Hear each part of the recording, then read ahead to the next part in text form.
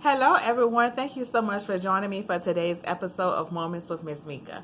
My name is MsMica Tompkins, and I'm a motivational speaker. And I wanted to come on really briefly and just discuss the necessity, the power, and the importance of separation.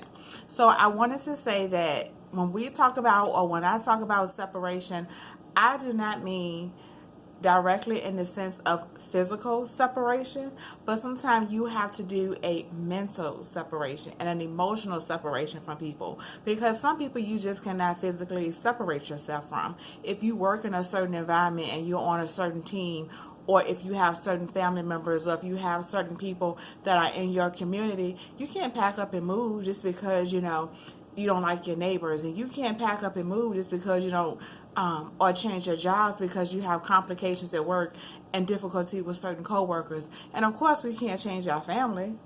They are who they are, okay? But the thing about it is that it's important for us, especially for me, to safeguard my peace. For the sake of my health and my well-being, I have to safeguard my peace. And sometimes that means I have to do a complete mental and emotional separation from a person.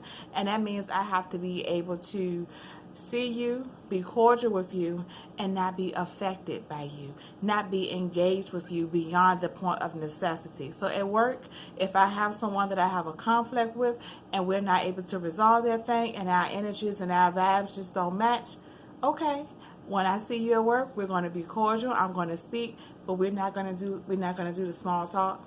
I'm not going to be in the crowd or in that group. We're not going to meet up at the water cooler and be talking and this, and the third. No, I'm here to do a job. And I'm here to provide for my family. And I'm not going to let you or anybody else interfere with that. So I'm going to be cordial. But outside of that, I'm going to have to pray for you and love you from a distance.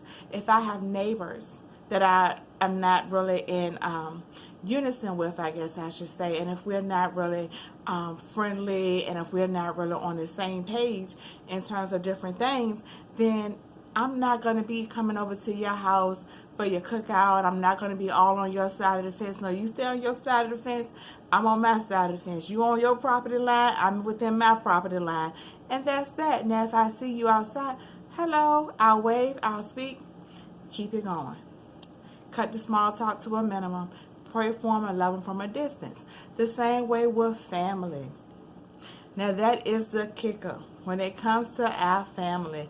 And I'm going to tell you, it can be very difficult. It can be very hard, especially when it comes to family, because people love to run what I call a guilt trip. They love to remind you of what they have done for you. They love to remind you of how they helped you out, or how they helped out your mom. And because they helped your mom, they feel like you kind of owe them a debt. They love to remind you of what they have done and who they are by title, whether it be someone that you are taught from young to honor, such as a grandparent, any type of elder, grandparent, or aunt, or uncle. They will remind you about what they've done for you, but they don't want to hear about what they've done to you. When that part comes up, that's a whole nother situation. Then you're being disrespectful. Then you're talking out of turn. You're being sassy. So it's important that even with family members, no matter what the title, I safeguard my peace with everything. So no matter what someone's title is in my life and what role or position they play, even with family, I will separate myself from a mental point of view. And so when we're in company with one another, I'll speak, but I don't go in and out of my way to go visit, I may call and check in on, say, perhaps if it's a grandmother, a grandparent, I may call and check in because, they're still your family. So you want to check in on them, make sure they're okay, and then you want to keep it moving. Don't be getting overly involved.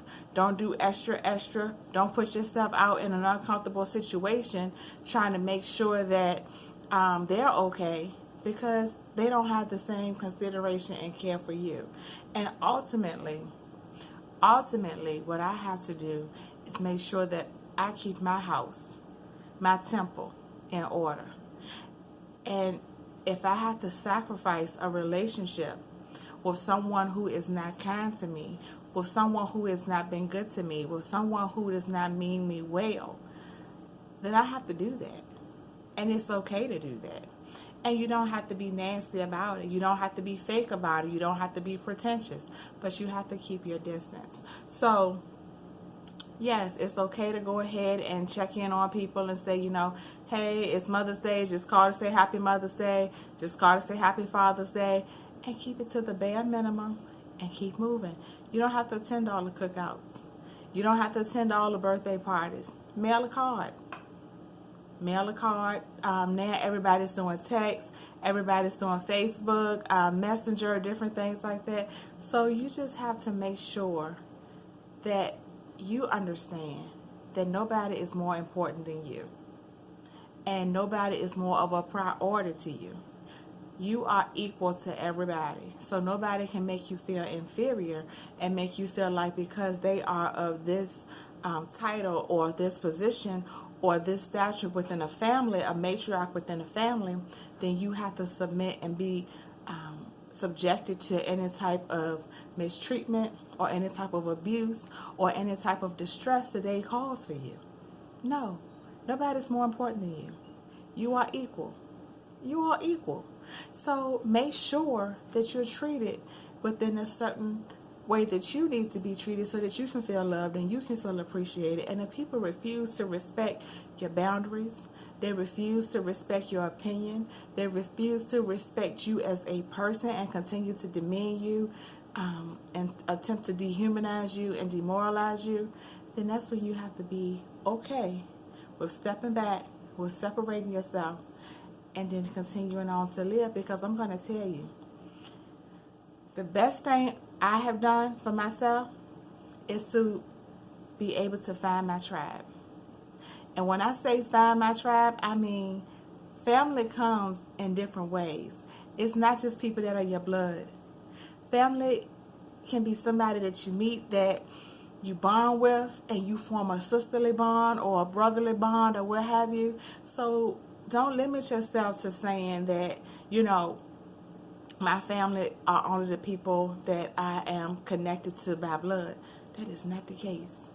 I have built relationships and rapport with people who I have no kinship with in terms of bloodline, but our hearts are so connected. I am telling you, our hearts, our spirits, we are so connected, and I love them, and they genuinely love me, and it is the best thing. Once I was able to find my tribe, I was like, hallelujah.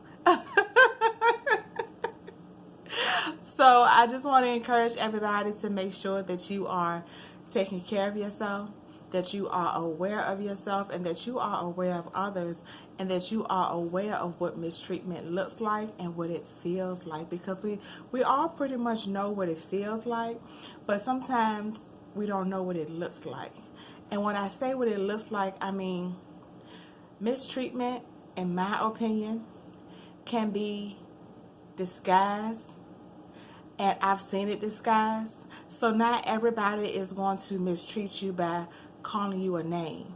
Not everybody is going to be so direct. They're going to call you a negative name, or they're going to hit you or do anything direct. But they can do indirect things, subtle things that are disrespectful. That cause you to feel a certain kind of way. That cause you to be insecure, or that cause you to go into a dark place. And they disguise it. They disguise their mistreatment. They put a little veil over it, and they laugh a little laugh with it, and then you're supposed to be okay with it. You don't have to be okay with it. I want to tell you, you do not have to be okay with it. So, having said that, just want to go back to my main point. It is okay to separate yourself from people and from situations that are not a blessing to you. All right, y'all, this is MsMica Tompkins. This has been Moments with MsMica. I thank you all so much for joining me. Please subscribe to my YouTube channel for more inspirational and informational videos. I am available for booking, so if ever you want to have me come out to your event, please contact me at MsMica, MsMica, the number 5 at yahoo.com. Thank you. Have a blessed one.